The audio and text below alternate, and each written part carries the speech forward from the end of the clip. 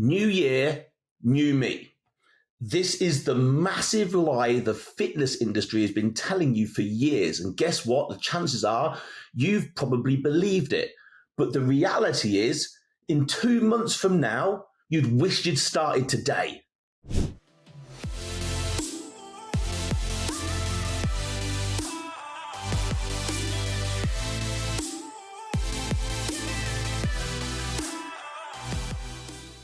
Now then, how are we doing, Alphas? I hope that we are all well and good. Welcome back to the show. My name is Andy Naylor. I am founder and CEO of Naylor Body Design and host of the Optimal Alpha podcast. Now, before we dive into today's topic, I just want to give a shout out to Paul Motley. Paul left us a 5-star review and said, Andy always delivered as my own personal trainer. So I trained Paul personally in my local town as my own personal trainer, and now he's helping the masses. If you want a no-nonsense approach to achieving your goals, then Andy is the one to follow. Paul, my dude, I thank you so much for that. If you leave us a 5-star review, there's a good chance I'll give you a shout out at the beginning of the show. So let's dive in. This is going to be a pretty short and sharp episode today, but with a really serious point behind it. So what are the topics that we're going to be discussing today? So ultimately, really 3 things. I'd like to go through why new year, new me is an absolute load of bullshit. Okay? And also what dangerous trait, maybe even habit, that this sort of thinking creates. And then, as always, what would be the better solution? Okay. So as we dive into these, the first one is, of course, new year, new me. So why is new year, new me? Like, why do I think it's bullshit? Like, how many people do you know, first of all, who we also, I guess it falls into, resolutions, right? Having, setting a resolution, something that you want to start doing at the beginning of the year. How many people do we all know who are super successful at doing that? Chances are, if we asked 100 people, 80, 90% of people fail. Because trying to start something as a new year, new me is literally setting yourself up for failure. Because, in my opinion, January and February are 2 of the most depressing months of the year. Right after a whole month, roughly, of celebration, of overeating, of overindulgence, of lack of sticking to probably any kind of plans, both nutrition and training. Many good habits out the window. Generally, pretty much going backwards, and definitely towards the back end of that month of December, going backwards pretty fast. So what on earth makes you think you can just suddenly turn all that around and undo it all on the first Monday of the year? With all the shit weather, depending on where you live in the world, but here in the UK, it is depressing as heck on those first couple of months. All the shit weather, you get less daylight. That doesn't help. And you've got a body and a mind that's just come out of winter wonderland. Like, good fucking luck with that. Like, you're goosed. You've lost that battle before you've even started it. You're setting yourself up for failure again. And yet the fitness industry comes out with new year, new me. It's an absolute crock of crap. And moving on to the next point, what is the dangerous trait that this promotes? So this is what I would call the dream killer. It is certainly the root of so many failed opportunities, lost potential, and it's procrastination. And my God, humans are incredibly good at it, which is a worry. Procrastination is just putting something off to another day. Yeah. I'll start that on the first Monday of the year. Yeah, I'm going to start that next week. It's putting off something which could have been started in the there and then, in the now. That's what procrastination is. It's very, very rarely ever a good thing. Certainly not in what we're talking about here. So listen here, to try and sort of articulate this point, I guess, in a different way. Let's imagine you procrastinate. Let's imagine you never fix any of the problems that you're trying to fix in terms of your health, your fitness, your business, your mental cognition, anything. You never fix any of the problems, therefore you never reach the goal. Okay? Just imagine that. Now look 10, 20 years down the road.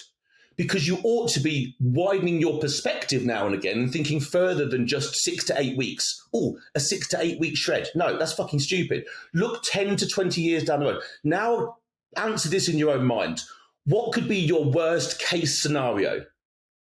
Like, let your mind go down there. What's the worst fucking thing that could happen to you? Now, chances are, depending on where you are in your life and what's going on, probably one of the first things that come to your mind is, well, death, right? That's the worst case scenario. Possibly. It's pretty fucking bad, I would say. But let's unpack that. Procrastination leads to no action. No action leads to no progression. It doesn't mean you then stay where you are. You won't. You will decline, probably in many different ways. Certainly physically, certainly mentally, probably emotionally, psychologically. If you see yourself not making progress towards a goal that apparently means so much to you, as the years tick by, you're declining. So let's unpack a worst case scenario. So let's be honest, there's a monster stood behind all of us, and that monster is a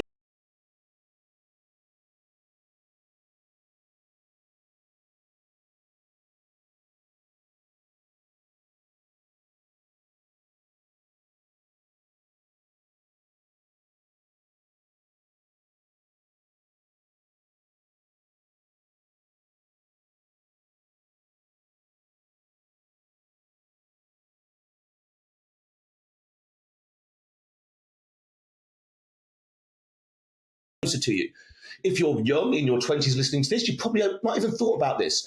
If you're in your 50s, and many of the consultations I have every single day are men in their 50s who have procrastinated while they've built themselves a beautiful family and they've been incredibly successful in terms of their business, but they've sacrificed themselves along the way. In terms of their health and their wellness, they've sacrificed themselves, and it's not their fault.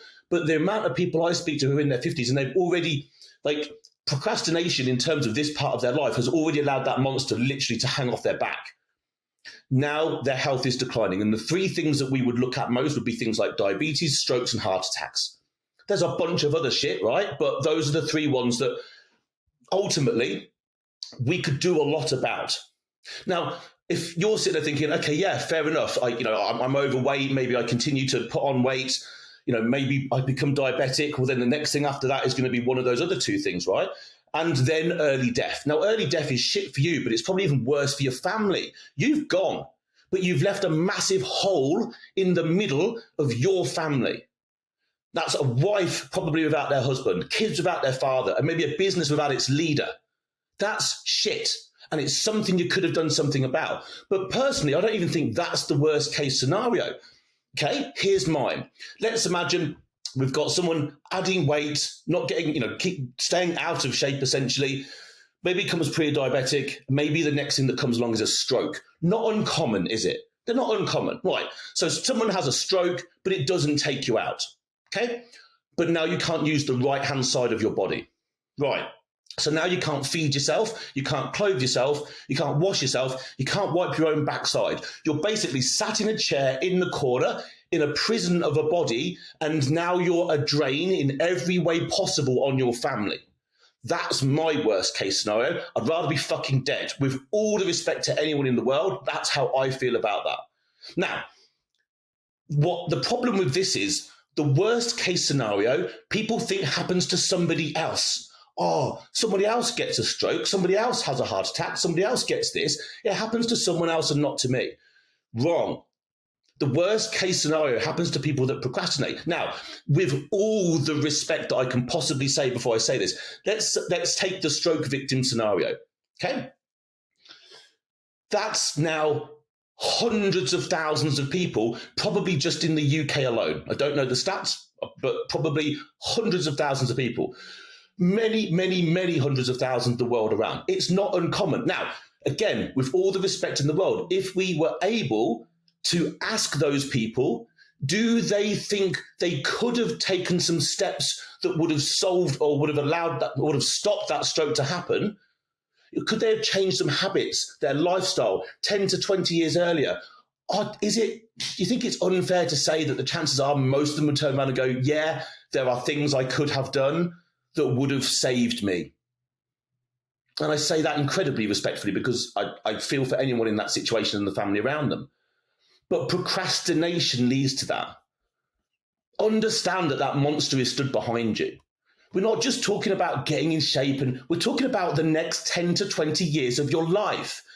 Like, it's a sobering thought. How do you want that to look? Are you taking every step necessary to put yourself in the best position possible to extract everything from this one fucking chance that you get while you're here?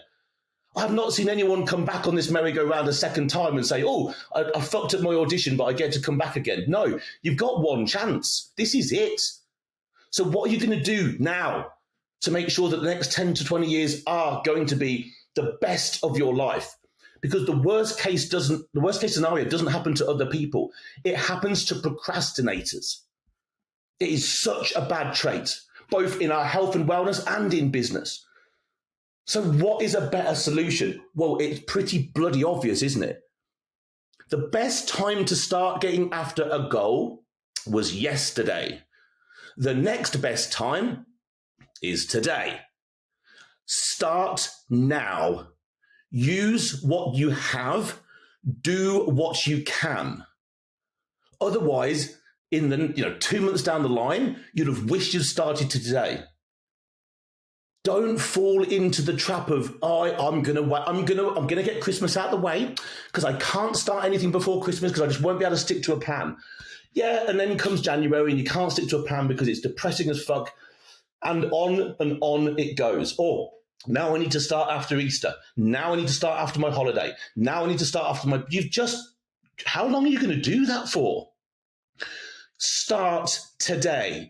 Do what you can, use what you have. You don't need it to be perfect. Stop waiting for the perfect circumstances, because guess what? They don't exist. The first Monday of the year is far from the perfect set of circumstances to start sorting your fucking health out. Right now, today is when you should be doing that. You are facing clear and present danger of a monster stood behind you. It's there. Stop kidding yourself. It's there. And it will be taking steps closer to you every month, every week, every day that you can't be asked to just start taking some action. So my alphas, that is the simple message today. It's quite a sobering thought. It's quite a serious one today. But as we approach this time of year, we see this so much. And I talk to a lot of people, yeah, I'm really interested, but I'm going to start after the new year. And I'm like, okay, fine, but it won't be with us. That's how serious I take it. I will not take on into our program someone who's prepared to procrastinate on their life for 2 months. Not interested. I'm really not. We go looking for the people who are able to take action and take it now. Why? Because those are the people who are a success. Those are the people that will reach their goals and get results. Those are the people who I want in the program. So, guys, thank you so much for your time today. I hope you've enjoyed the episode. If you have, as always, how about dropping a 5-star review? Maybe give us a few comments, and I'll see if I can read some out, as always, at the beginning of one of the episodes. And also go into the show notes if you want to have a little look at some information that's in there regarding Black Friday, because this episode will be coming out in that week. We are running a promotion in terms of Black Friday. We've never, ever done one before. So this will be the first time we've done it, and it is limited. It will end. There's a time limit on it. There'll be a person limit on it. I would suggest all you need to do is go and read the show notes, have a look in there for the link that you need to click to simply book a call to come and talk to me or one of my team. Let's see if you're one of the people who doesn't want to procrastinate.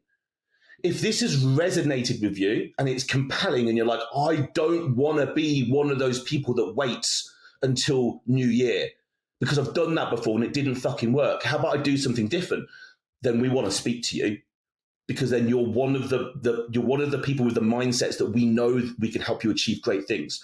So get into the show notes, go and find the link. There'll be a link in there to click to book a call. There'll be a few quick questions, and you get to speak to one of me and my team. Simple call. We just want to find out a bit about you. That'll be it. Very, very simple. We just want to understand your circumstances. And simply, we ask ourselves the one question, could we possibly help? That's all we need to do on that call. So I'm going to leave it for here. Thank you so much, as always, for being in the episode and being here. And I will be back next week. Over and out.